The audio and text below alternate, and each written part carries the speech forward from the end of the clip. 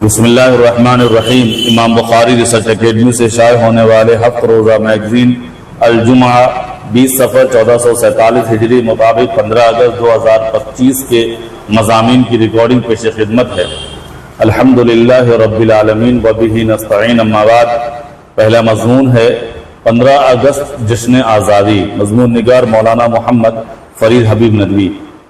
آج یوم آزادی ہے، خدا کرے یہ جشن آزادی ہمارے ملک کو حقیقی آزادی کی سمت قدم بڑھانے پر متوجہ کرے۔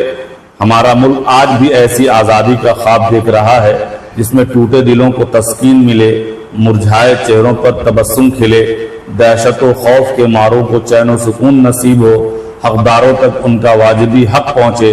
ایسی آزادی جس میں دوگلا پن نہ ہو، فریب نہ ہو، دولت و اسباب دولت پر چند سربراہوردہ لوگوں کی کنڈلی مار کر بیٹھے نہ ہو، جس میں ہر ایک کو ہنسنے مسکرانے کا پورا حق ہو، جس میں کسی کی مذہبی آزادی پر قدغن نہ لگائی جاتی ہو، جس میں کسی کے لبوں سے مسکراہٹ اور چہرے سے خوشی نہ چھینی جاتی ہو۔ آزادی کے اس موقع پر ضروری ہے کہ ملک کو آزادی کے صحیح مفہوم سے واقف کرایا جائے، اس لیے کہ حقیقت میں نہ ارباب اقتدار اس کے مفہوم سے پوری طرح واقف ہیں اور نہ ہی زیر اقتدار عوام۔ اگر واقف ہیں تو دانستہ نادان بنے بیٹھے ہیں، اس لیے انہیں آزادی کا سبق پڑھانا نہایت ضروری ہے۔ آزادی کا ایک پیغام تو یہ ہے کہ آزادی کی جنگ تمام ہندوستانیوں نے مل کر لڑی۔ آج پھر ضرورت ہے کہ ملک کی ترقی کے لیے سارے ہندوستانی کندھے سے کندھا ملا کر کام کریں اور ایک دوسرے کا ساتھ دیں۔ اس موقع پر یہ بھی ضروری ہے کہ ہم اپنی نسلوں کو اپنے بزرگوں، پرکھوں، پروجوں کی قربانیوں سے واقف کرائیں، انہیں بتائیں کہ اس ملک پر جتنا حق دوسروں کا ہے اتنا ہی ہمارا ہے۔ اس ملک کے چپے چپے پر ہماری قربانیوں کی یادگاریں موجود ہیں۔ ہم اس ملک میں کرایہ دار نہیں بلکہ برابر کے حصے دار ہیں۔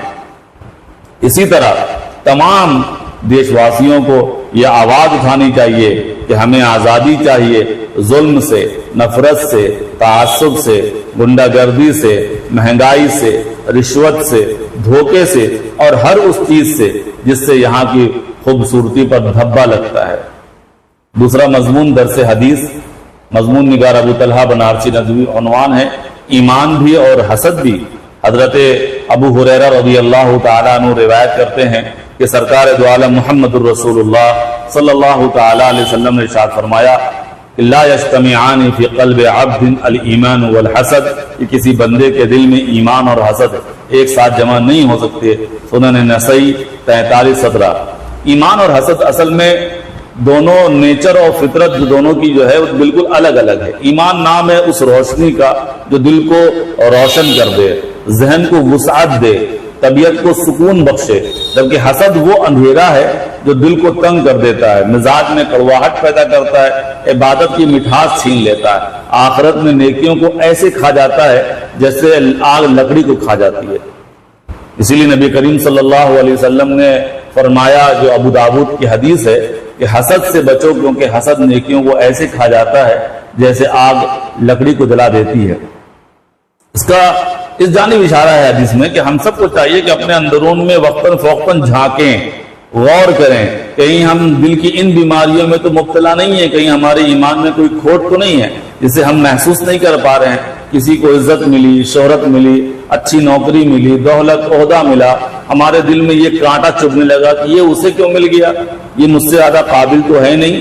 بس یہی چبھن، یہی جلن جسے حسد کہتے ہیں، اور یہ چیز ایمان کے ساتھ جمع نہیں ہو سکتی ہے۔ جبکہ ایک ایمان والا وہ ہوتا ہے جو سامنے والے کی کامیابی دیکھ کر خوش ہوتا ہے اور یہ دعا کرتا ہے کہ اللہ تو نے اسے بھی نوازا ہے، مجھے بھی اپنی رحمتوں سے نواز دے۔ اصل میں حسد کرنے والا یہ بھول جاتا ہے کہ اللہ کا خزانہ ختم ہونے والا نہیں ہے۔ ایک کو دینے سے دوسرے کا حصہ کم نہیں ہوتا۔ جب اللہ اپنے ایک بندے کو دے سکتا ہے تو دوسرے کو بھی دے سکتا ہے۔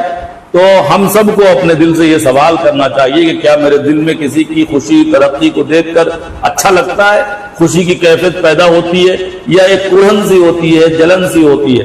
اگر جلن کی بات ہے تو سمجھ میں آنا چاہیے کہ ہمارا ایمان کمزور ہے، اسی کے ساتھ یہ بھی فیصلہ کریں کہ ہم اپنے دل سے چھپے ہوئے اس دشمن یعنی حسد کو جڑ سے نکالنے کی کوشش کریں گے. ہم دوسروں کے لیے خیر خواہی سیکھیں گے, اپنے پیارے اللہ سے مانگیں گے. ایک اچھے مومن کی شان یہی ہے اور جنت کا راستہ بھی یہی ہے. تیسرا مضمون ہے کہ اپنے آپ کو ان 7 خوش نصیبوں میں شامل کیجیے. مضمون نگار مولانا محمد فرید حبیب ندوی. ایک حدیث میں نبی کریم صلی اللہ علیہ وسلم نے ارشاد فرمایا کہ 7 لوگ ایسے ہیں جنہیں اللہ تعالیٰ اس دن اپنے سائے رحمت میں جگہ دے گا جس دن کوئی سایہ نہیں ہوگا. کون ہے؟ نمبر 1 انصاف کرنے والا.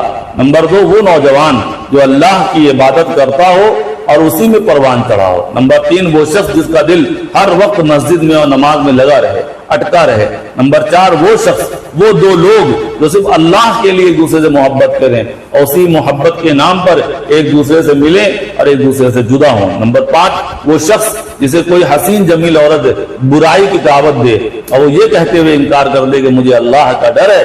نمبر 6 وہ شخص جو اس طرح چھپا کر صدقہ کرے کہ بائیں ہاتھ کو بھی بھنک نہ لگے کہ دائیں ہاتھ نے کیا خرچ کیا. نمبر 7 وہ شخص جو تنہائی میں اللہ کو یاد کرے تو اللہ کی محبت یا خوف سے اس کی آنکھ سے آنسو نکلنے لگے.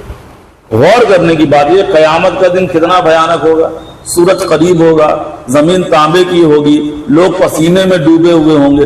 اس دن صرف اللہ کیا سایہ رحمت کام آئے گا, اس کے سوا کسی کا کوئی سایہ ہوگا نہیں. سب پریشان حال ہوں گے, مگر وہ 7 خوش نصیب ایسے ہیں, یہ 7 خوش نصیب لوگ ایسے ہیں جو اس دن اللہ کے سائے عافیت میں آرام اور سکون سے ہوں گے. اب کیا ہم یہ کوشش نہیں کر سکتے کہ ہمارا نام بھی ان میں شامل ہو؟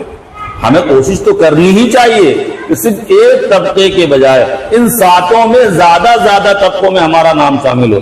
اگر پہلا طبقہ چھوٹ جائے کہ ہم حاکم یا قاضی نہیں ہیں تو باقی 6 طبقوں میں ہم شامل ہو سکتے ہیں. کیا ہم ایسے نوجوان نہیں بن سکتے جس کی جوانی گناہوں, بدکاریوں, کھیل تفریح کے بجائے اللہ کی محبت, اللہ کی عبادت, دین کی خدمت میں گزرے؟ کیا ہم نماز کی ایسی فکر نہیں کر سکتے کہ ہر نماز کے بعد اگلی نماز کی فکر رہے, دل ہر وقت مسجد میں اٹکا رہے؟ کیا ہم ذاتی مفاد اور دنیاوی فائدوں سے اوپر اٹھ کر لوگوں سے صرف اللہ کے لیے دین کی خاطر محبت نہیں کر سکتے؟ کیا بے حیائی کے اس ماحول میں جب ہر طرف بے حیا عورتیں ہمیں گناہ کی دعوت دے رہی ہیں, کم از کم بد نظری کی دعوت تو ہر جگہ ہر وقت بالخصوص موبائل کی اسکرین پر عام ہے کہ ایسے ماحول میں ہم اللہ کے خوف سے بد نظری, برے خیالات, گندے ویڈیو دیکھنے سے خود کو نہیں بچا سکتے؟ کیا ہم اخلاص کے ساتھ صدقہ و خیرات نہیں کر سکتے؟ کیا ہم تنہائی میں اللہ کو یاد کر کے آنسو نہیں بہا سکتے؟ ان میں سے کون سا ایسا کام ہے جو ناممکن ہے, بہت مشکل ہے, کر نہیں سکتے؟ ہاں, تھوڑی توجہ اور فکر مندی کی ضرورت ہے بس. اللہ تعالی ہم سب کو ایسے خوش نصیب افراد میں شامل فرمائے, آمین. مسائل. فجر کی نماز کی قضا نماز کب پڑھنی چاہیے؟ اگر فجر کی نماز قضا ہو گئی, ہونی نہیں چاہیے لیکن ہو گئی, تو سورج نکلنے کے بعد اشراق کا وقت ہوتے ہی اس کی قضا کر لینا درست ہے, اور فجر کی قضا اسی دن کے زوال سے پہلے کرنے کی صورت میں سنت بھی پڑھے گا. البتہ اگر زوال کے بعد قضا کی جا رہی ہے تو سنت کی قضا نہیں کی جائے گی. السلام علیکم ورحمۃ اللہ وبرکاتہ.